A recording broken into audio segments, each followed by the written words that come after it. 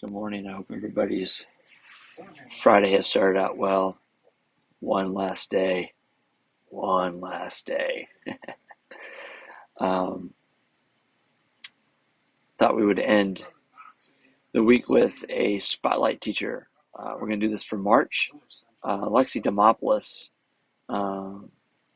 good kid from just a kid, second year teacher. Talk more about him here, but he's doing some really cool things with a thing called Booklet, and I will give the description. Or excuse me, I put the website um, in its description below. So, really good time. Chat with him a little bit, learn a little bit more about him, but then he's also going to show us how to use this app, or excuse me, the website. So, uh, let's learn a little bit about Alexi Demopoulos.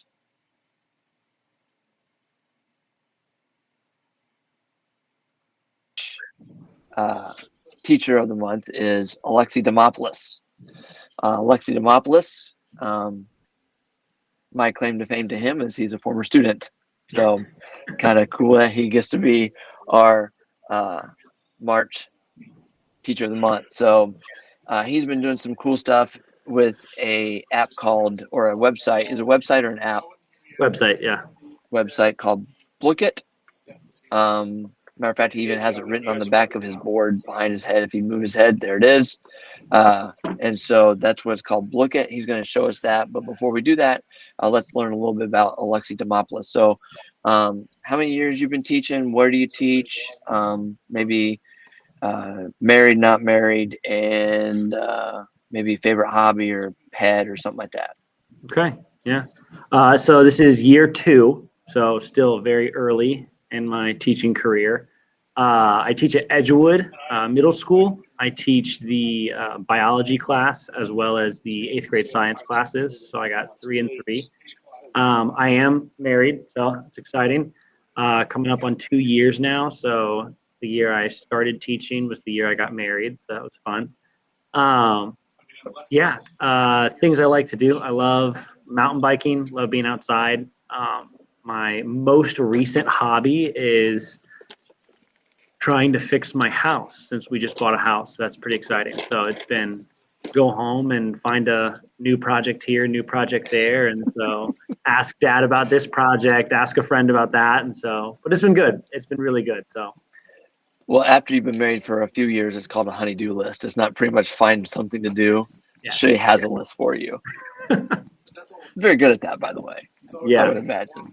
Yeah. So, Yeah. I've learned just yes, honey. well played. Learn that early, Yes. and it will help you out in the long run.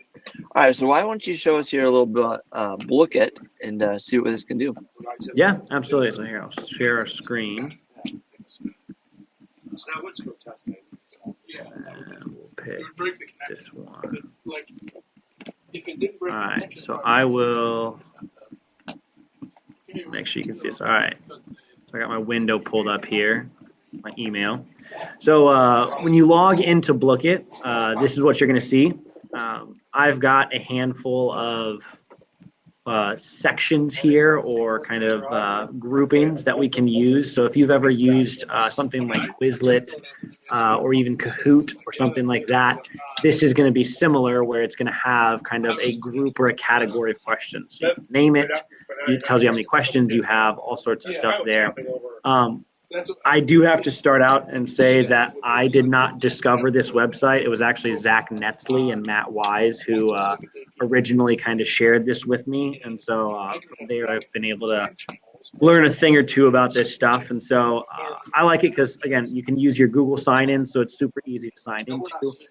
It's a free website, and so you don't have to pay anything. Now, there is a paid version where you get exclusive access to certain games, as well as there's a couple more things that you can actually be working on and doing.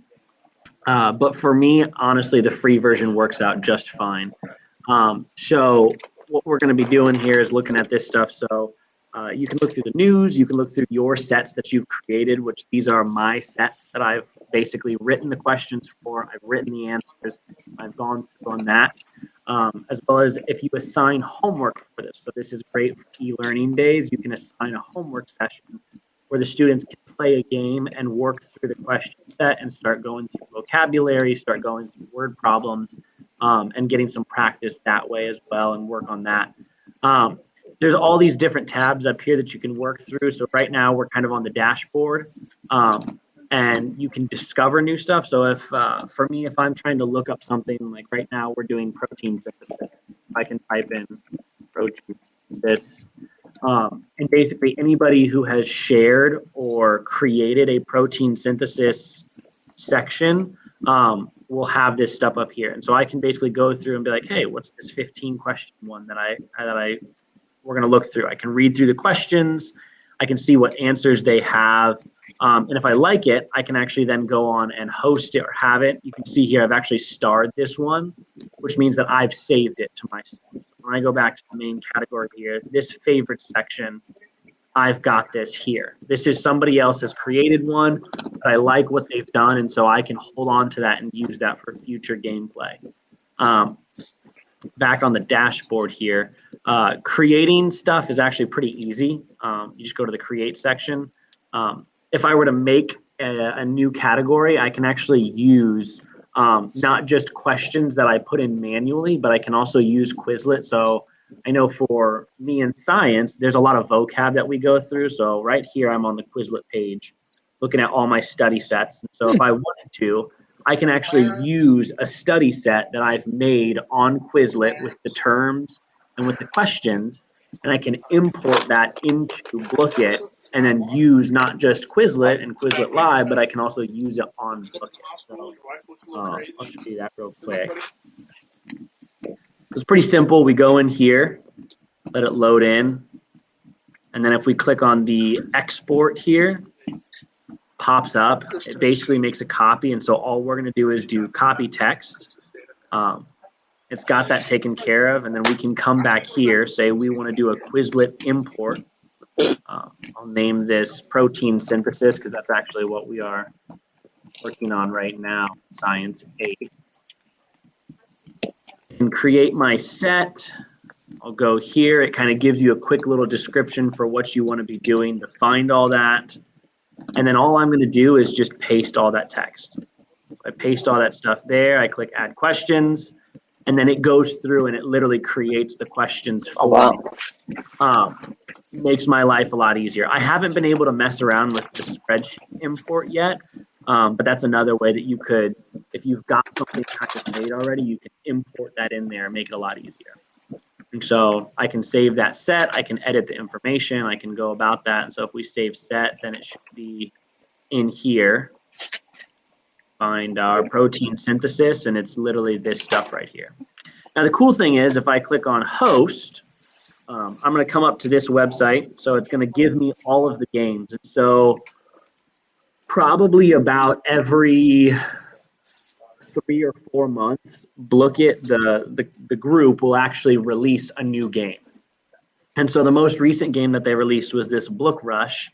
And so I can go through and I can select these different games that we're going to be working on. And so some of the kids have their favorites. Some of the kids have ones that they prefer not to play. Crypto Hack tends to be a really big one that they like to play.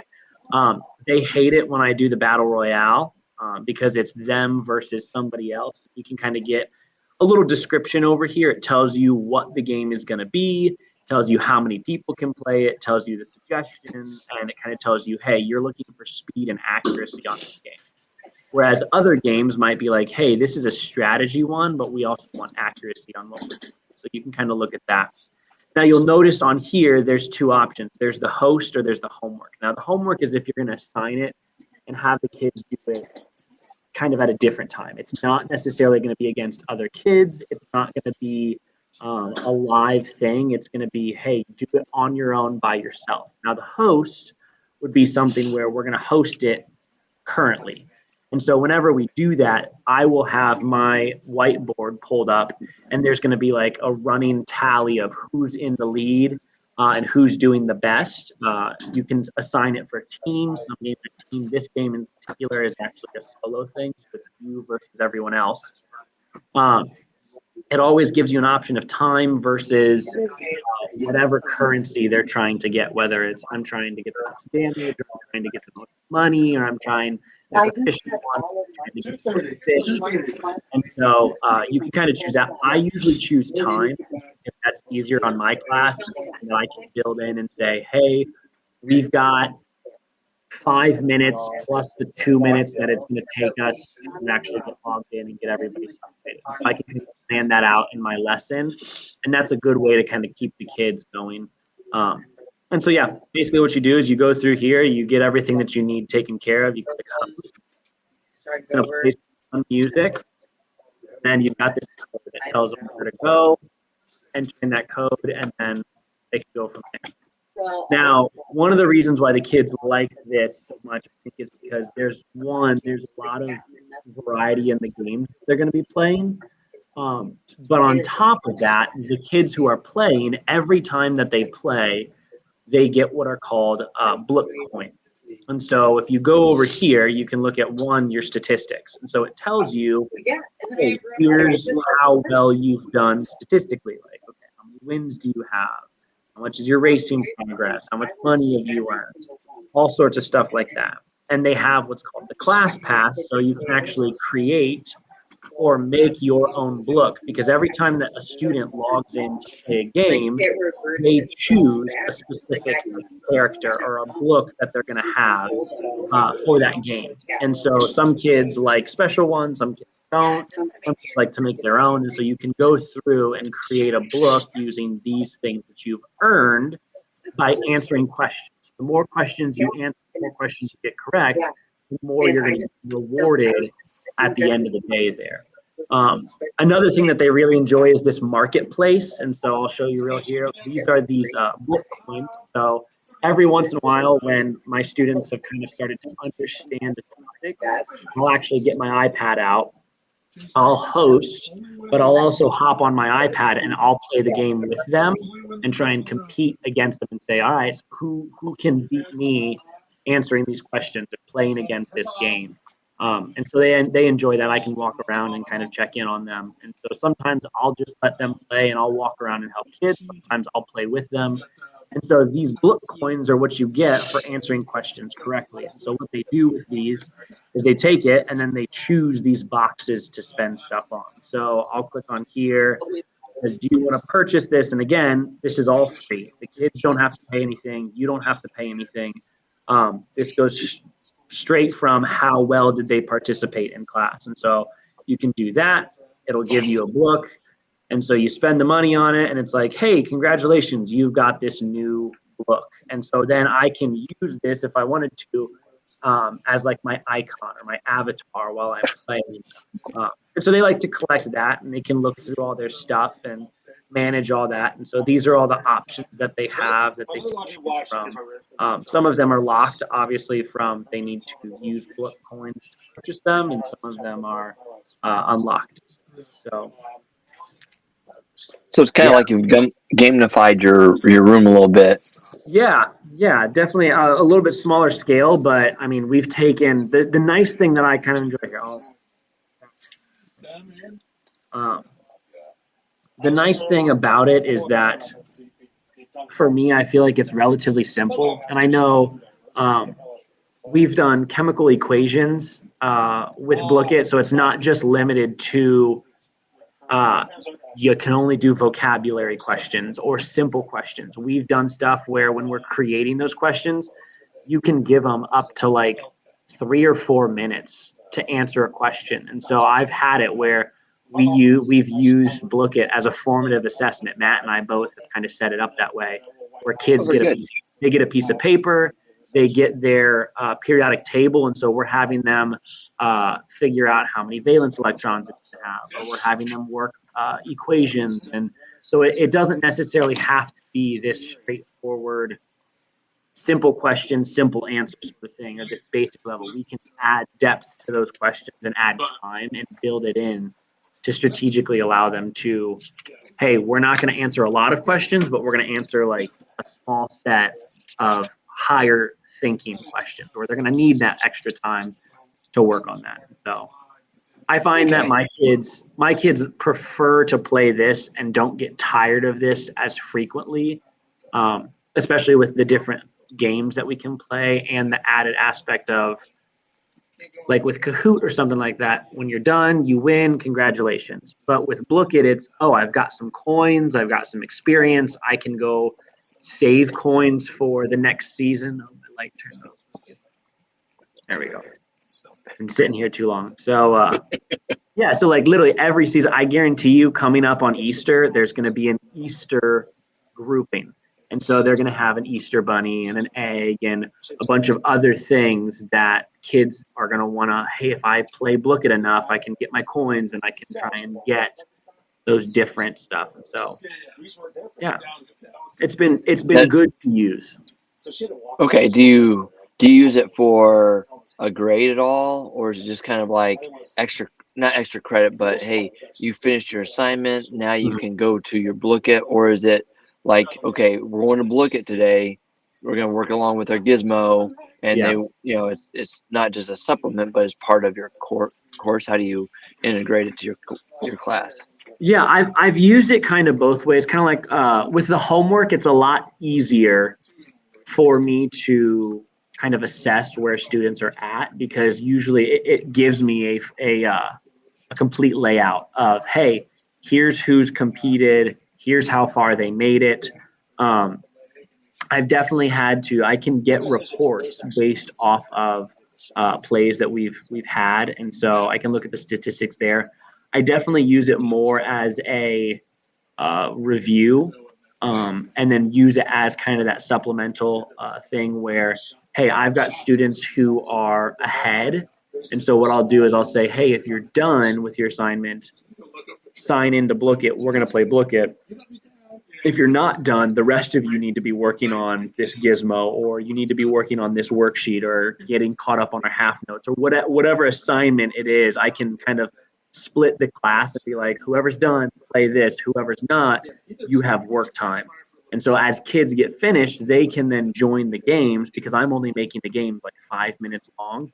And so Okay. it repeats pretty quickly. Like I said, Matt and I have used it as kind of a formative assessment to see, okay, how well are we doing? What's our accuracy? Some of the games are better for that. Specifically, if we're looking at like there's one where they go head to head, and it tells you kind of the percentage of kids how many kids got this right, how many kids got it wrong. So if I'm seeing that the class majority is, we're actually getting this right, then I know that we're doing good. But if we're doing questions like that and we're all over the board, it's like, okay, maybe we're not where I thought we were. So Okay. Well, that's pretty cool. Does it integrate? Are you a Canvas user or a Google Classroom? I'm a Google Classroom user. Does it So integrate well into Google Classroom, or does it, it's kind of a couple steps or? yeah, it's. I mean, I found that it works really well because when I do homework pieces and stuff like that, I can post it directly into Google Classroom. Most of the kids, especially after the first one or two times that we play, they've got a login, and so as long as they're Okay. using their school Gmail, then it's easy for them to log in. It's easy for them to access it, and they can follow the link to Blook It to get it on there. So I haven't found too many issues. I was reading that they were trying to work on the homework because sometimes I had kids who would be doing homework and they'd get like halfway through and they'd have to restart. Mhm. And so I tend to lean more towards the hosting. But homework I think they've been working on trying to fix some of those issues because I know Okay. people use that a lot more with e-learning becoming a thing, with distance learning becoming a thing. So. Right. Recommended age? I think any kid could use this, honestly. I think Okay. again, it's the depth of question. I think the platform itself. I know I could see high schoolers still really enjoying this because of that competitive nature, because of that. Hey, there's an achievement, there's a goal, there's something that I'm trying to get to. Um, and just the general competition amongst other people. I know that even amongst some of the teachers here, when we play, we'll get our Blook coins and we're going to try and see, okay, who can acquire the most Blooks the fastest, or who can get all of the characters from the new set. And so I will play that as we get towards the end of a unit, and I'll start hearing kids talking about that in class more. Uh, ooh, I got this thing last night, or hey, we just got done. Hey, I unlocked this character, and so Okay. yeah, I think the depth of questions can be catered to whatever age, and I think the platform itself makes it really accessible for young kids all the way up to high school. Okay. Well, I want to premise a little bit the fact I watch you use it in the class. Yeah. So it is pretty cool that you're doing it, but also seeing the reactions of the kids Mm-hmm. as they used it. Definitely a little bit different than a Kahoot Mm-hmm. in terms of it's got the same idea, Yeah. but I think when you add the rewards, Mm-hmm. the chance to bank some money and Yeah. to buy some things, I think it kind of ups it a little bit more than what a Kahoot would Yeah. in the terms of that. And Yeah. the fact of, you know, some of the type of websites like this, the money part would actually be the part where you'd have to pay. And Yeah. it's kind of nice that they have this is not their premium, but it's part of their Yes. base base number. Did it have a number of how many kids you could have, or how many books you could have going in the Um, free, or is it I haven't had any issues with limit yet. I believe it's one. You can host one one grouping of like 60 kids. I think okay? after 60, I think it's like I think it fuzzes out. There's too many kids there. So I know Matt and Okay, I have done it where we've gotten his class and my class all on the same book or all on the same thing, and we play the same game together. And so it's like all of his kids versus all of my kids, and we're all competing to see who is the best of the science eighth grade fourth period. And so yeah, very good, very so good, cool. And then you have no problems with using the iPad with no. it. Yeah. Okay, Honestly, like if it's fuzzy, it's usually not even really the app's issue. It's double tap the home button, swipe it up, restart Safari, right. and oh look, it's working now. So Yeah, imagine that. it's crazy. It's crazy. So See, all right. Well, hey, thank you for giving up some of your time today, introducing us to absolutely. Blicket. Um, I will have the website in the description of the YouTube. And then, not to put you on the spot, but if people have any questions, do you mind if they reach out to you and when you might be able to answer some questions? Yeah, absolutely. I'd be more than willing to do that. Perfect. Well, hey, thank you again for your time today. And this was Alexis Demopoulos, our March Teacher of the Month. So thank you, Alexi. Yeah, absolutely. No problem. Awful good to hear from Lexi Demopoulos. Uh, definitely looks like something interesting to use. Give some other options, and I know his kids enjoy it. I did see him use it in the classroom, so that was kind of cool. So, um, hey, this is a longer video, so I just wanted to give you a shout out and thank you for all the hard work that you do. Muchly deserved spring break. Hopefully, you find it restful and you can get to do some things that you might have been putting off to do a little bit. Hoping that the weather um, cooperates and that you can get outside. Like always, if you need any help or need some guidance in anything, let me know. Thank you for all you do and have a great rest of your day.